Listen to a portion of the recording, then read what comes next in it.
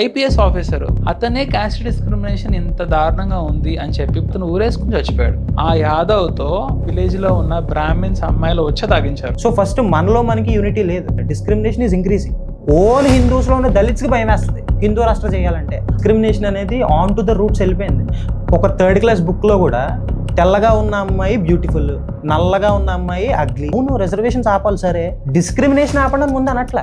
Reservation పేరు మీద బాగుపడిపోయి పెద్ద పెద్ద మేళ్ళ కట్టేసుకొని అంబానీ అంత రేంజ్కి వెళ్ళిపోయిన వాళ్ళు ఒక 10,000 మందిని చూపించి ఒక్కొక్క స్టేట్కి చూపించి. నీట్ పీజీ సీట్ అనమాట.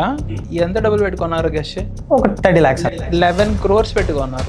ఇప్పుడు 7 మార్కులు వచ్చిన ఒక జనరల్ కేటగిరీ అబ్బాయి దగ్గరికి వెళ్ళి నువ్వు వెళ్ళి ట్రీట్మెంట్ చేయించుకుంటావా?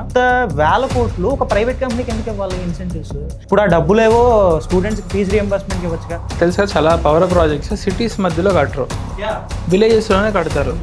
ఐరనీ ఏంటి అంటే పవర్ ప్రాజెక్ట్స్ కట్టిన ప్రాజెక్ట్ పక్కనున్న విలేజెస్లో ఎలక్ట్రిసిటీ ఉండట్లా.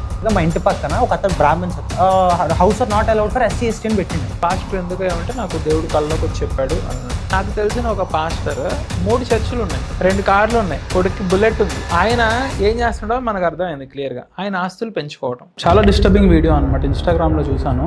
ఒక చిన్ని పాప, ఒక 11 months, ఒక 8 months ఉన్న పాప మీద పూజారి ఎక్కి నడిచాడు.